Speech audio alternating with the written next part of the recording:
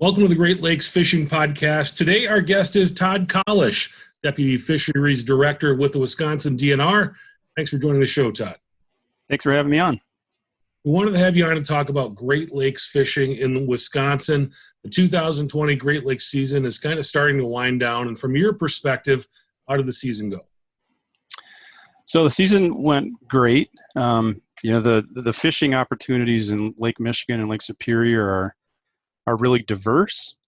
Wisconsin has some of the most diverse Great Lakes opportunities in the Great Lakes region. We have Lake Superior. We have 1,000 miles of Great Lakes shoreline, and we have Lake Superior and a portion of Lake Michigan. And when I say diverse, there's a lot of diverse opportunities in terms of the different species out there. So we have numerous species of salmon, coho, and Chinook salmon. We also have brown trout, steelhead, lake trout, and we've got really fantastic fishing in the bays, Green Bay and Schwamigan Bay and Lake Superior for muskie, smallmouth bass, northern pike. So the season has been going really well, and it's really starting to pick up this fall.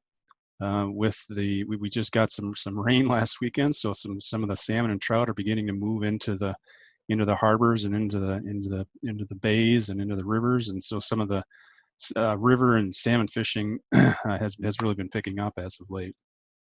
Yeah, with the season of this summer, what do you think kind of went into the success that some of the anglers were having out there on the lakes this year?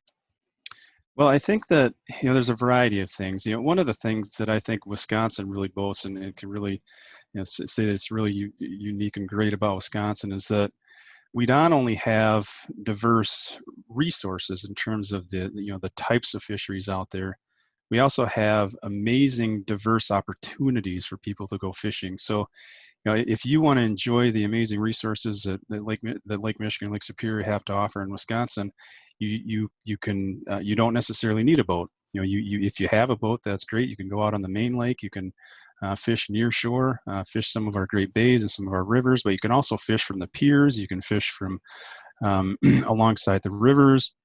Many of our coastal communities, all of our coastal communities for the most part, have really good access to Lake Michigan fishing resources, whether they're public piers or public beaches, ponds, small ponds next to the shore. And we also saw an uptick in fishing license sales this year. So I think more people were utilizing the great resources we have in Wisconsin and Lake Michigan and Lake Superior. Yeah, definitely a year of more anglers out on the water, getting out there, doing lots of different fishing, whether it be on the Great Lakes or on the inland lakes. Last winter, it was announced that the Wisconsin DNR would increase stocking on Lake Michigan over a 3-year period, including nearly 50% more Chinook, 30% more steelhead, 25% more coho, and a 20% increase in brown trout stocking. What went into that decision, Todd? Well, that was an extremely collaborative decision. One of the things I always like to say is, Wisconsin not only has world-class fishing resources and fisheries, Wisconsin also has world-class stakeholders. We have stakeholders that are 100% committed to enhancing and sustaining the great fishery that we have here in Wisconsin. People are willing to devote their precious time to attend meetings, to provide their experience, their expertise, their ideas, provide fishing reports that help us to track the fishery. And we engaged in a really comprehensive assessment of the Lake Michigan fishery and Lake Michigan management over the course of the past 2 years, where we had numerous public meetings. We engaged local communities, local stakeholders, to provide their thoughts, their ideas on what we're doing and what we can do better. And we decided last year that we are going to implement a 2020 through 2022 management plan. So it began this year, and it included increases in stocking of many fish species. So we actually increased the annual stocking of Chinook salmon to 1.2 million fish per year, increased coho to 500,000 per year, brown trouts at 450,000 per year, steelheads at 460,000 per year. We decreased lake trout stocking to about 300,000 per year. And we're also pursuing a really exciting new initiative to stock brook trout into Lake Michigan, try to bring back that fantastic resource. Brook trout are such an amazing species, especially the migratory brook trout, because they can provide a fishery out in the big lake, and then also provide a near shore and a river fishery. And so one of the ideas that came up through the stakeholder meeting was to, let's try to reintroduce a migratory brook trout, a coaster brook trout program into Lake Michigan, and we're going to do that. So we're going to start stocking those brook trout this year, annually for 3 years, and then evaluate it. And so, and it's not just about stocking either. We had some great ideas, some great thoughts from stakeholders to really enhance fisheries management for the long term, which includes stocking, but also enhance and strengthen the partnerships that we have with stakeholders to manage this great fishery in Lake Michigan. So, and just an example of some of the other things we're pursuing is we're pursuing enhanced net pen operations. So we're fisheries stocks fish into net pens, and stakeholders maintain those net pens, and decreases the predation by predatory birds when we stock our fish.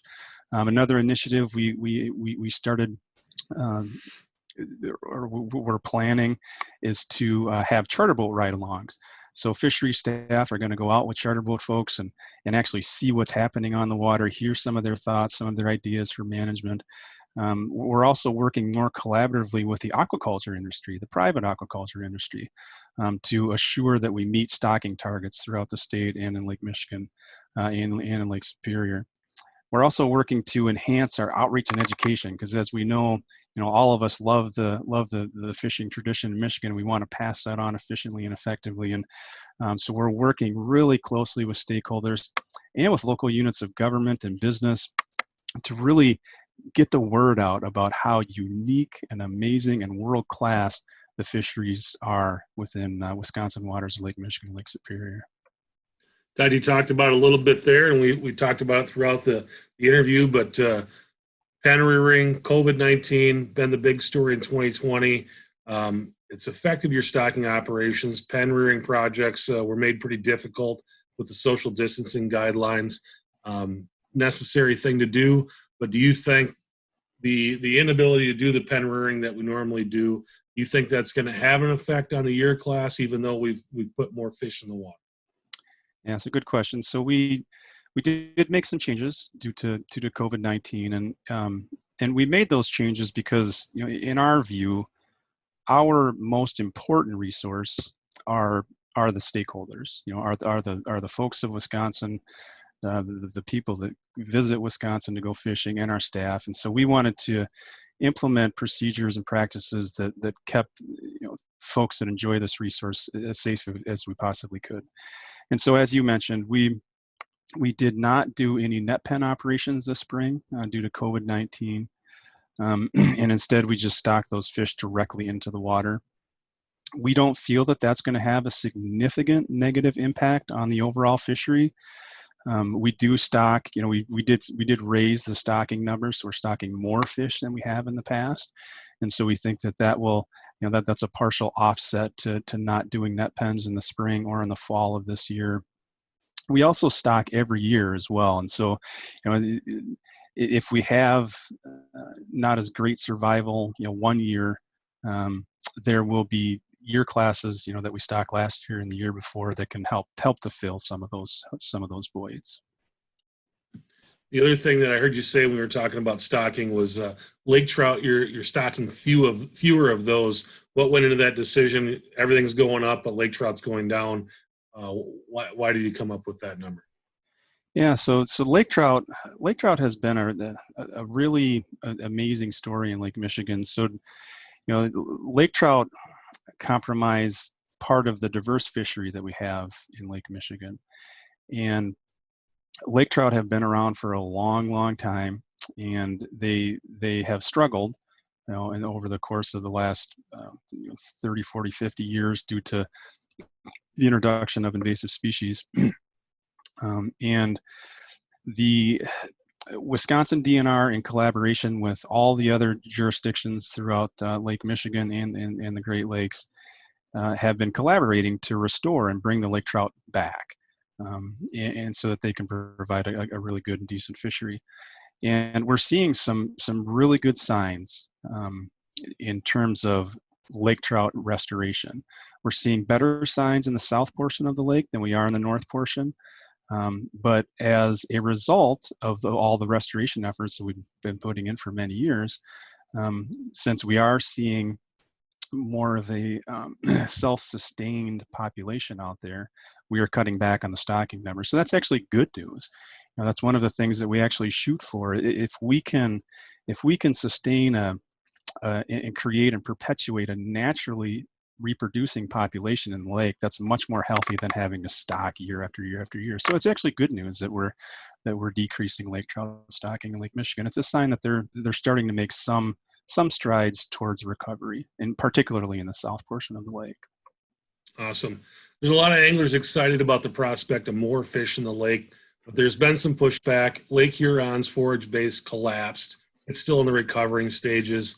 What's being done to prevent that type of problem in Lake Michigan as we increase stocking, as far as monitoring forage base and making sure that there's food for these fish that we're putting into the lake?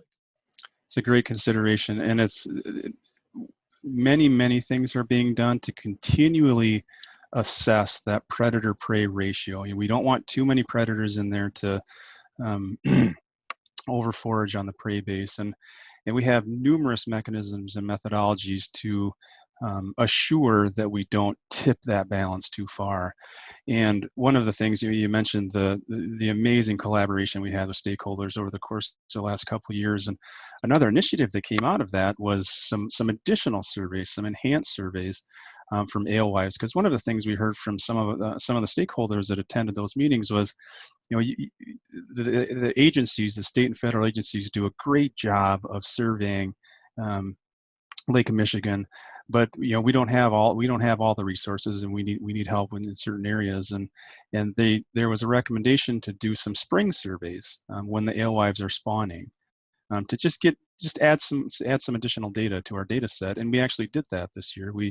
We're adding that to our data set to assure that we collect appropriate information to constantly keep our finger on the predator-prey balance. Another way that we're constantly addressing that is through the Joint Strategic Plan for Management of Great Lakes Fisheries. So Wisconsin is a member, a signatory to that document. So we actively participate, collaborate with all the other management agencies throughout the Great Lakes, states, federal agencies, Canada, Ontario, tribal entities, and all of those entities are working towards a common goal. We're sharing data, we're sharing information, and we feel that we have a good baseline of information to assure that we don't stock too many fish into Lake Michigan that would potentially cause an imbalance in that predator-prey ratio. And water levels are another big issue, and it's really throughout Lake Michigan. I know Lake Ontario it's a big deal there, but Lake Michigan is no exception. High water levels there. How does the higher water level affect the fishery? Yeah, so water levels affect the fishery a great deal, and Lake Michigan, just like all the other Great Lakes, go through cycles. Typically we see the lakes go through about 30-year cycles. So in 30 years we see a high. We're obviously at a very high level right now, and you have been for the last several years. Given history of Lake Michigan water levels, they will go back down. Typically what we see in higher water levels is a little bit more productivity, though, because you have more littoral areas, more near shore area that's next to Lake Michigan. So you can typically see more productivity. There's obviously bad things, from high water as well. We're seeing a lot of boat launches being closed because of the high water levels. So, from a personal side and economic standpoint, the high water levels can be a major issue. From a biological standpoint, though, the high water levels can actually increase productivity in Lake Michigan. Let's switch gears a little bit to Lake Superior. It's a different animal than Lake Michigan. Lake trout is kind of the crown jewel species there. What is the state of the lake trout on Lake Superior right now? Lake trout population is doing really well in Lake Superior. We actually don't stock many lake trout. In Lake Superior, we divide Lake Superior into two zones, and we don't stock in one zone, the zone that's the Apostle Islands area. We do stock a few fish in the other area. But the lake trout fishery is doing really well. We have very good collaborative management with the tribes up there, Red Cliff and Bad River. Once again, in Lake Superior, we have, just like Lake Michigan, we have some just outstanding and fantastic partners and stakeholders that are willing to partner with us and work to enhance and preserve that fishery. And the Wisconsin waters of Lake Superior is one of the most unique areas in all of Lake Superior. As you know, Lake Superior is the largest freshwater lake on the planet in terms of surface area. And Wisconsin really enjoys some of the most unique habitat that Lake Superior has to offer in terms of the Apostle Islands. And it's just, for one thing, it's gorgeous up there, but it provides really good and unique habitat for species like lake trout. And also, an exciting thing with Lake Superior is we're seeing some really good success and returns on our brown trout stocking program. Over the past several years, we've initiated some higher stocking levels. We typically stock around 150,000 brown trout in Lake Superior, but beginning about 4 years ago, we decided to increase that stocking rate to about 180,000 fish per year to see if we could generate some natural reproduction, primarily into Pikes Creek.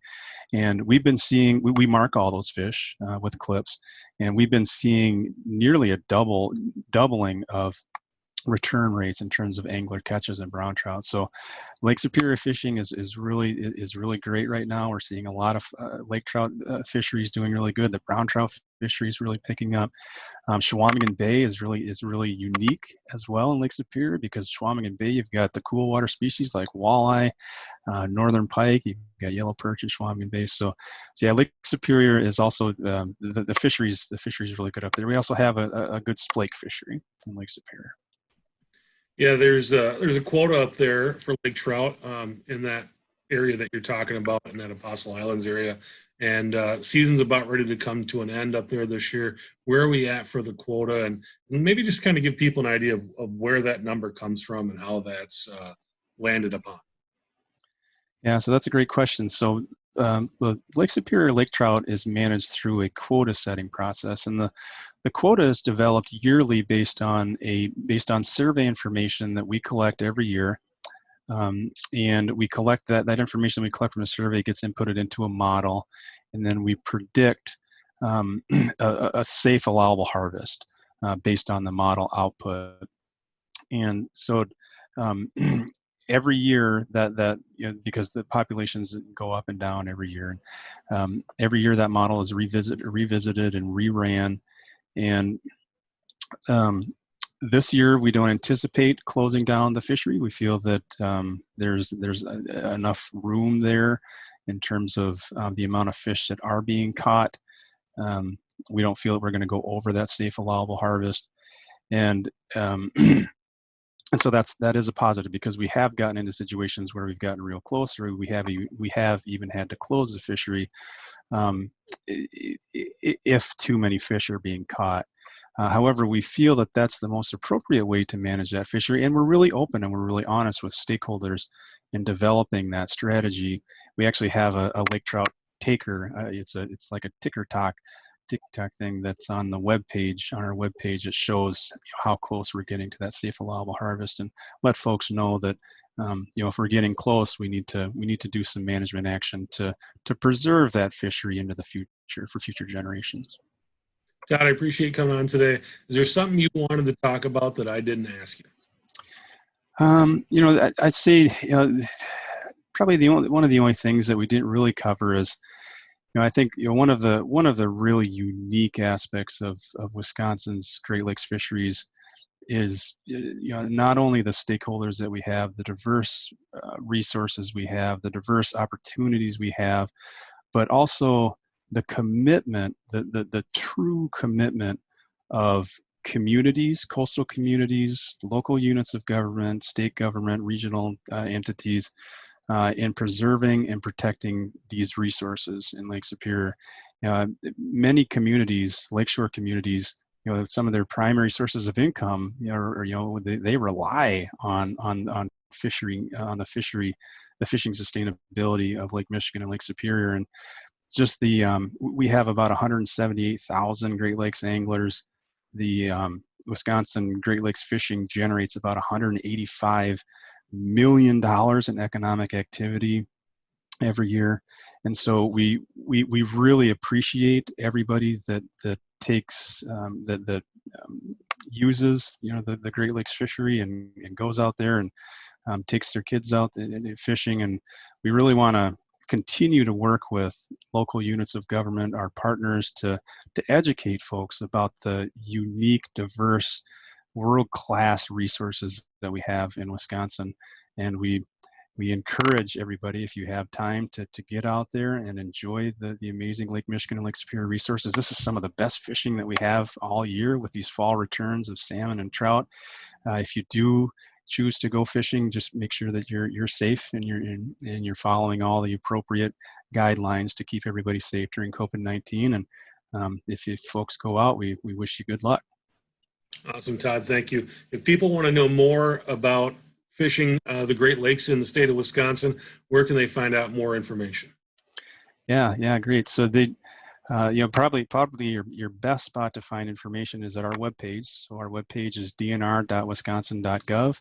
We actually have a new webpage. We revised the webpage, made it more user friendly a couple months ago, and so that's kind of their one-stop station for information about fishing. And fishery staff, we have close to 200 fishery staff, and our contacts are located on there. We're always more than willing to talk to folks, whether they have questions about getting more involved with enhancing our fishery resources, or if you want to get some tips on a good place to go fishing for the weekend, we'd be glad to talk with you. Thanks very much, Todd, for coming on. Really appreciate you answering the questions we had for today. Some of them were not the easiest, so appreciate you covering some of those topics. And I think hopefully it'll be enlightening for a lot of people who want to kind of know more about what's going on the waters that they're fishing. No problem. Thanks for having me.